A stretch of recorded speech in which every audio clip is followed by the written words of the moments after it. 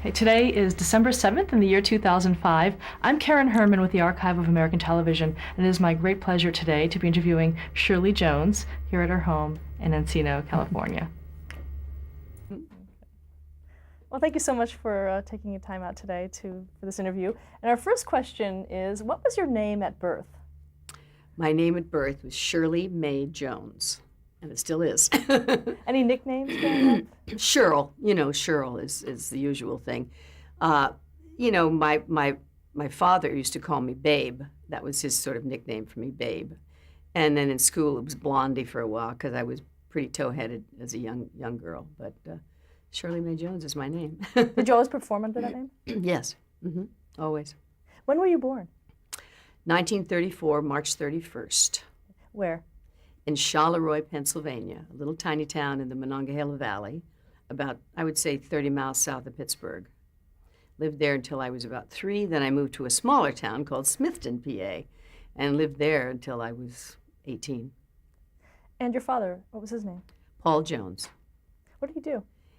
My grandfather built a brewery. We were in the brewery business. He came over from Wales when he was 4 years old and settled in this little town of Smithton, Pennsylvania, and worked in the coal mines for quite a while, married my grandmother, and they bought a hotel, a small hotel, operated the hotel, and made a little money doing that in this tiny town. And when I say tiny, it's 800 residents, so it's small.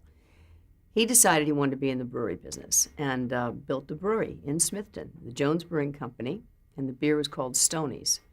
And his 4 sons worked the brewery, his oldest, and my father being the youngest.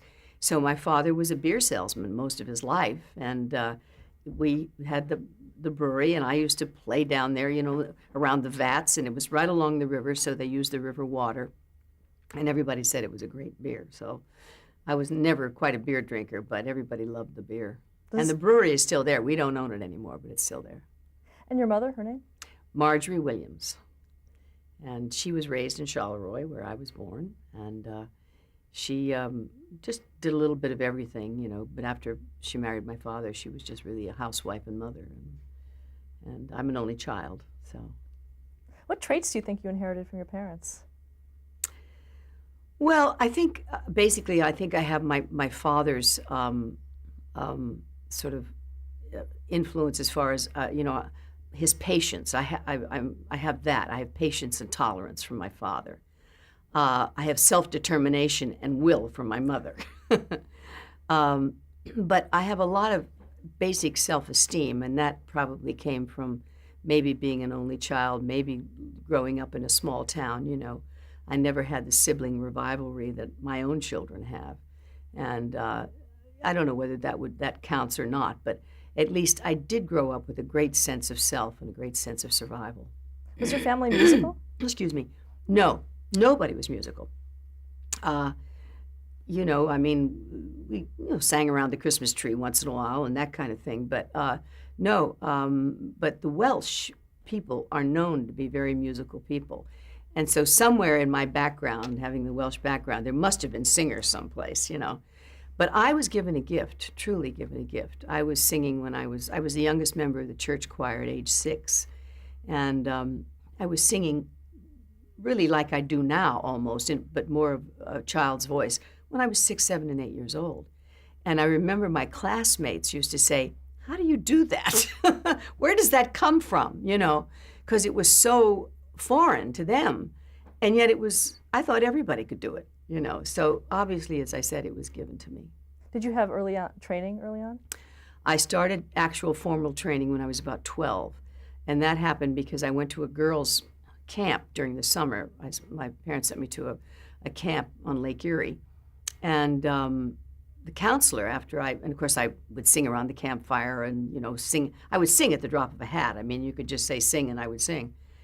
And the counselor called my mother after I got home and said, "I just wonder if you know what talent your young lady has." She said, "I would recommend that you start vocal lessons with her because she's really has a supernatural talent." And it's the first time my mother really ever heard anybody sort of say, "This is special," And so she did. She found a teacher in Pittsburgh, and he happened to be He was the critic for the Pittsburgh Press at that time, and he was a vocal teacher, and his wife was an opera singer. So we called him, and I started studying with him. And so once a week, my father would drive me into Pittsburgh, 30 miles away, and I would take a singing lesson. His name was Ralph Luando, and he later moved to New York and started teaching at Carnegie Hall in New York. So I had a marvelous background with him. Now, did you know what you wanted to be when you grew up at that age?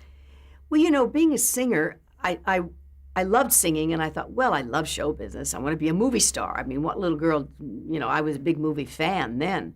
We had a little tiny theater in this little town, and they only had movies on weekends.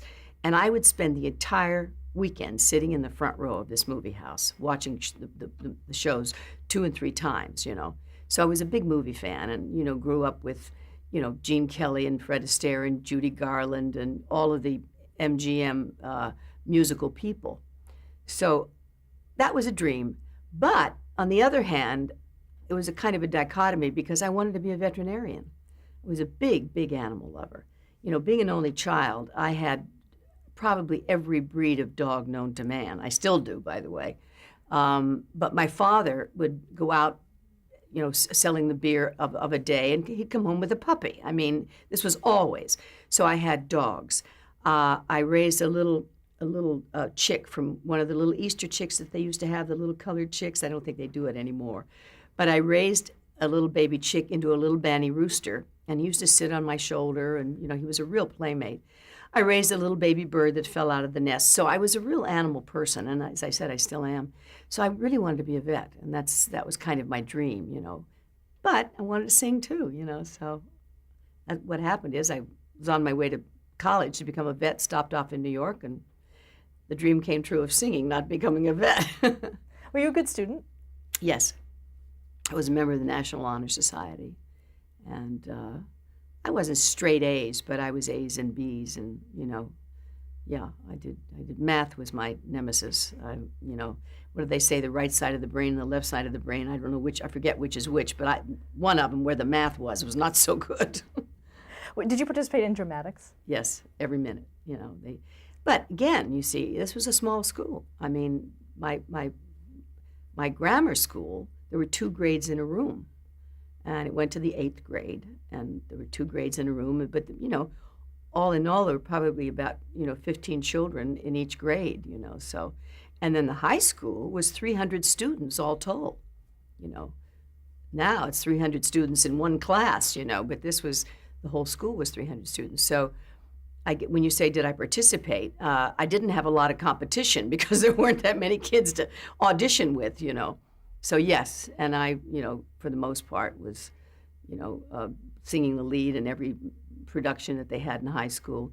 And then during the summers, I would go to Pittsburgh because I had learned through my singing teacher that there was a place called the Pittsburgh Playhouse, and they would have summer courses in drama, dance, and they had 3 theaters, and they would have little, children's productions and things like that. So I became queen of the children's theater there, and did all of the nursery rhyme shows, and did all of the fairy tales. I was Cinderella and Rapunzel and all of that. So I did a lot of performing. Yeah, I really did. A lot of singing. And you also did some pageant work, correct? I became Miss Pittsburgh. Yes, when I was 17. My singing teacher said that they were having the Miss Pittsburgh pageant, and that was prior to Miss America, And so he wanted to enter me in the pageant, and sing, of course.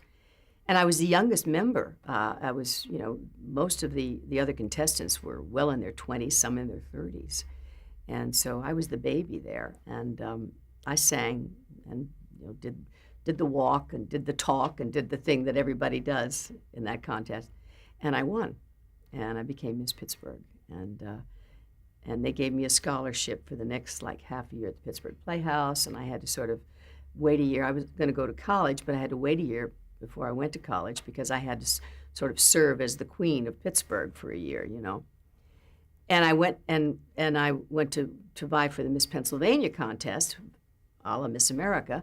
And I came in second. I was the first runner-up, so I lost.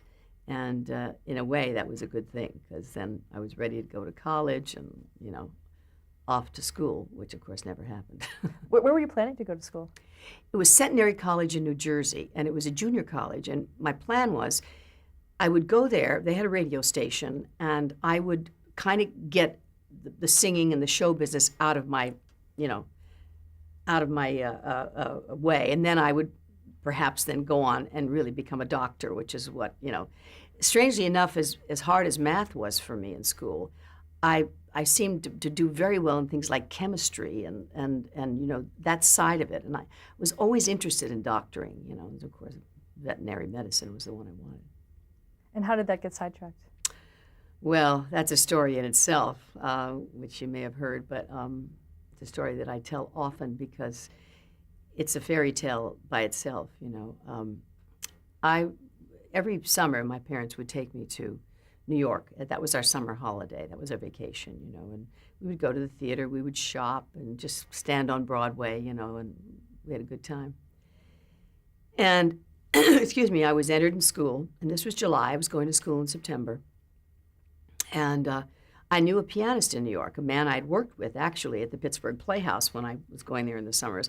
And he, of course, in his own right, became a very famous writer. Ken Welch is his name, Ken and Mitzi Welch, who did the Carol Burnett Show forever and ever and ever.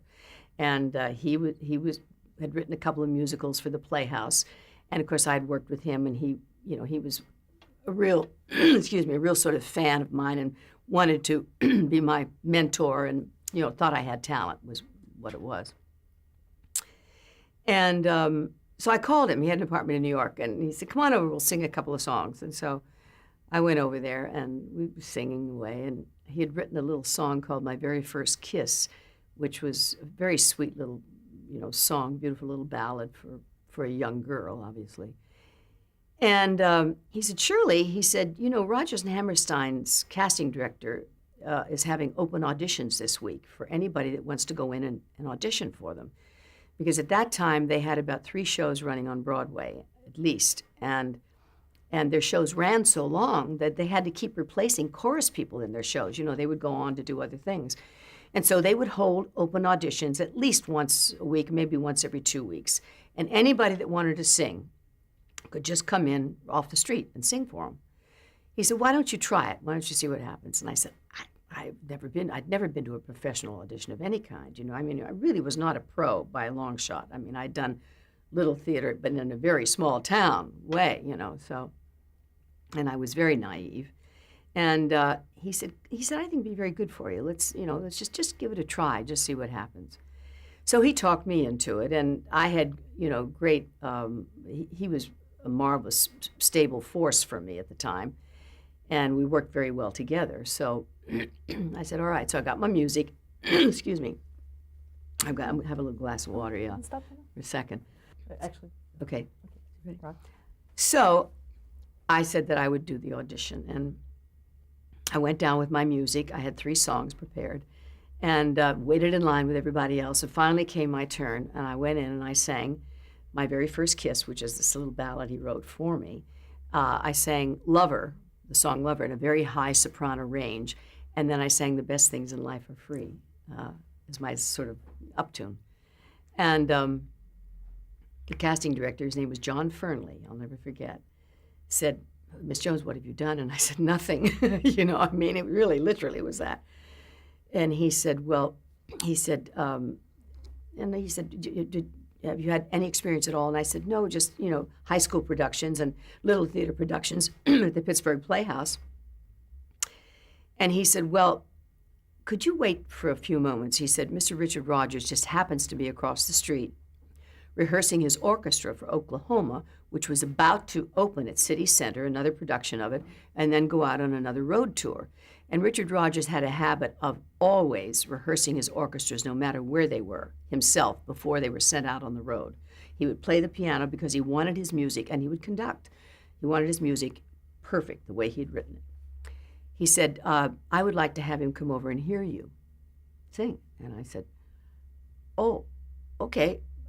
I wasn't even sure I knew who Richard Rodgers was, you understand, at this point. I said, "Okay." So few minutes later, I'm standing in the theater, and in walks this man, and he said, "Miss Jones?" I said, "Yes." And I said, "What did you say your name was again?" And he said, "Richard Rogers." "Oh, yes, of course. I'm so sorry." He never forgot that, by the way. So he said, again, "What have you done?" And I went through the whole thing. And I sang for him. And he said, "Miss Jones, could you wait 20 minutes? I'm going to call Oscar Hammerstein at home and have him come and hear you." Now, it's my first audition. And Kenny, my pianist, said, "Shirley, I hate to tell you this, but I have an airplane to catch. I can't spend any more time here. I can't wait with you." And Richard Rogers said, "Well, never mind. We have a full orchestra across the street. You can come and sing with the City Center Symphony." Well, I'd never heard a symphony, seen a symphony, let alone sing with one. Oscar Hammerstein arrived, and he had the score of Oklahoma with him. And he said, "Miss Jones, do you know the score of Oklahoma?" And I said, "Well, I think I know the music, but I don't know the words." And of course, I'm talking to the lyricist, you understand. And he said, "Never mind, I have a score." He said, "Do you think you could come over across the street with us and sing Oklahoma? People will say we're in love, and oh, what a beautiful morning," with the full City Center Symphony. I said, "I guess so." And he took me across the street, holding the score in front of my face. I stood on the stage and sang with the symphony orchestra, the 3 songs. And now I need a Kleenex. Oh, my nose is running. Here, oh, sorry. Oh, it's terrible. I took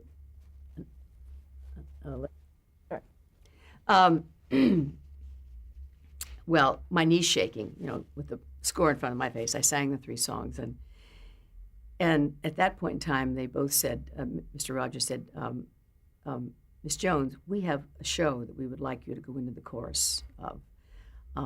It's a show called South Pacific." And he said, "A young lady is leaving in a couple of weeks, and you can go down and look at the show and rehearse the show and go into the show." And I said, "Oh," well, and then at the same time he said, "We have something in mind for you that we won't discuss with you now." But he said, "There's something else we're thinking of." And I said, "But I'm going to college in the fall." And he said, "Well, discuss it with your parents because we have a job for you." Well, I went, talked to my parents, and they decided I should get an agent in New York, And strangely enough, when I tell this story, because I was so hard on my kids when they said they wanted to go into show business, I said, "No, no, no, you're going to college. What's the matter with you?" And my parents were, and I'm an only child, were so tolerant. I mean, they said, "Shirley, we understand how you feel, and we know that, you want to be a vet, and you're talking about that, but why don't you give it a try? Give it a try for a year and see what happens. You can always go to college. You can always go to school," which was very unusual, for parents to do at that time. And so I said, "Well, okay." Got an agent, and I went home, got my clothes. My parents brought me back. I stayed at the Barbizon Hotel for Women. Met a young woman that I'd worked with in Pittsburgh, and we got a little apartment together on West 73rd Street for $75 a month. Unheard of today. And I went and rehearsed South Pacific and went into South Pacific 2 weeks later as one of the nurses. And I had one line in the show. Everybody in South Pacific had a line. We weren't just singers and dancers. We could, we were actors as well, which was great because we made more money too. Each person made more money than if you were just singing. And my one line in the show was, "What's the trouble, knucklehead?" One of those. And it was the last 6 months of the Broadway company. And Mary Martin was not in the show. It was Martha Wright and George Britton in the show. And it was the last 6 months of the show. And it was a great, great experience for me. I mean, I got this little apartment, took the subway. This was 1950, let's see, three. And it was a great experience. In the meantime, when I was doing the show, the Rogers and Hammerstein office called my agent. My agent's name was Gus Sherman. He was of the Sherman Music People, and he was really a mentor as well. He was a little tiny agent in New York, and called him and said, "Listen, we now presently thinking of doing the production of Oklahoma as a motion picture. And we have Fred Zinnemann as our director and Arthur Hornblow Jr. as our producer. And we would like Shirley to come in and read and sing for the Hollywood people for the role of Laurie. Well, I prepared everything and went in and did my audition. And after the audition, they said it was a wonderful audition and all of that, but they said the Hollywood people felt that I was just too inexperienced to handle a major, major role in a major, major motion picture that was costing a fortune to make at that time. And Mike Todd was also involved because they were doing it in two different processes, CinemaScope and Todd AO. And so I went about my way, was in South Pacific when it closed and was about to, go back to Smithton and go to college. And Richard Rogers said, Miss Jones, we have another production called Me and Juliet, which we would like you to go into in the role of Juliet, which was a featured part, and understudy the lead, which was then played by Isabel Bigley. And Bill Hayes was the male star, who you probably know from the soap opera, I think, Days of Our Lives. And he said, and it's going on the road. You'll play a month here in New York, and then it's going to the Schubert in Chicago. And he said, you have one big song to sing, No Other Love Have I was my big song in the show, solo. So once again, here I am, not only not in the chorus anymore, but I'm understudying the lead and playing a role, in my second show. So I did that and went to Chicago with the show. And while I was in Chicago, in the meantime, they had screen tested and seen every young woman on both coasts for the role of Laurie in the movie. And while I was in Chicago, they called me again. They said, Miss Jones, we want to make a screen test of you for the role of Laurie. So I went from Chicago to Los Angeles, went out of the show. I screen tested with Gordon McCrae, which was very unusual. He was already chosen to play the role of Curly. And Fred Zinnemann was directing the test, which is also unusual for me. And it couldn't have been a better thing to happen because he's such a fine director. And I had such a wonderful hand, for my first screen test. I tested, and I remember Fred Zinnemann said, have you ever acted before a camera before? And I said, no. I said, it's my first time. And he said, well, don't change anything. He said, you're a natural. And went back to Chicago, and 2 weeks later, my agent called and said, hello, Laurie. And that was how I got the role in Oklahoma. And that was within a year of my first Broadway audition. So it's an incredible story. Now, how was it? Describe that filmmaking experience. Did you enjoy it? Yes, I once again, everybody had said, oh, show business is so tough. My gosh, you'll never, it's audition after audition. It's knocking on every door. It's, even, you'll be chased around the desk a few times, by producers. I got all those stories. Never happened to me. Never happened. And at that point in time, I thought, I think this must happen to everybody. Is this the way it works? Because I didn't understand that this was a fluke, really. It was like a true Cinderella story, So I was excited, but, I probably at that time wasn't as excited as I should have been, because I just thought, oh, well, it's not that hard. Not as hard as everybody said it was, so. Well, what do you think Rogers and Hammerstein saw in you initially? Well, the fact that, I was really kind of at the right place at the right time is what it turns out to be, which is, it was that serendipitous kind of thing that happens to people. I was perfect for the role of Laurie, basically.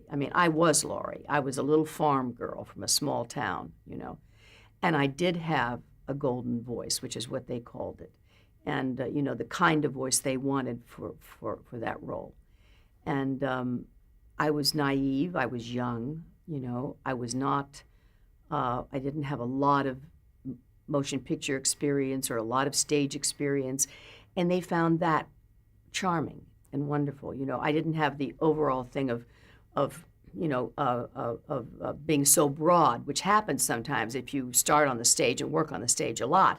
You become so broad as an actress that you can't narrow it down for the screen, And that's the thing that they saw, too. I didn't have any bad habits, in other words. I was very malleable, and they could see that they could really do what they wanted with me. So they signed me to a personal contract. You know, I was the one and only, first and last, to ever be under personal contract to Rodgers and Hammerstein, 5-year contract, under which I did Oklahoma the film. Then I did Oklahoma on the stage for them, right after the film, in Europe, Paris and Rome, where I met my husband, Jack Cassidy, who was playing Curly in the show. And then I did Carousel, and then that was the end of the contract. Talk a little bit about working with the two of them, Richard Rodgers and Oscar Hammerstein. Well, they were truly incredible artists. I mean, Rodgers was the spokesperson of the two. You know, Hammerstein was the sort of quiet, set back in the corner. But if you want to know the truth, behind closed doors, it was Hammerstein who made the decisions. When it came to decision making, he was the man, because he had you know, Rodgers was very excited to be working with Oscar Hammerstein. He had been working with Lorenz Hart, and that was a great duo and I mean, they wrote some incredible songs. But he had such a bad time with Lorenz Hart. You know, he was an alcoholic, and he was, you know, as talented as he wouldn't show up. And Rodgers was right on. I mean, he was, you know, one of those very straight on. The work ethic was very big with him. So when he had an opportunity to work with Oscar Hammerstein, he was overjoyed. I mean, it was a match made in heaven for him. And so he looked up to Oscar, is what I'm saying, I guess. And he, you know, he was very happy and pleased that they could work together. Rodgers was a ladies' man. You know, he liked the ladies and was known for it. He was married, of course, but blonde ladies were his dish, and I happened to be one of them. So I got a few chases around the desk, as we call it, by Mr. Rodgers, you know, but he was, you know, and I remember as young as I was saying, well, you know, I'm engaged. Of course, that was a lie. He said, you are? Oh, yes. You know, my boyfriend back home, I'm engaged. We're going to get married as soon as of course, that was true, you know. But, and of course, the last thing I said to him, which worked perfectly, I said, you know, you're just like a father to me. That was what did it. So I never had any more problems, you know. But other than that, they were great. They were just great. And truly my mentors. I mean, they found me. They were, you know, wonderful to me. And I had a great time with them. Oscar had a beautiful home in New Hope, Pennsylvania, that was just gorgeous. And on weekends, he would invite me down, you know, to be a guest in his home. And he was Stephen Sondheim's mentor also. Stephen was a young guy my age and just beginning to write music and so on. And so he, you know, took him under wing as well. I mean, Steve and I talk about it quite a lot. I know Steve quite well. And he has great respect for him as well. So they were great men. Stop there to change the tape. Good.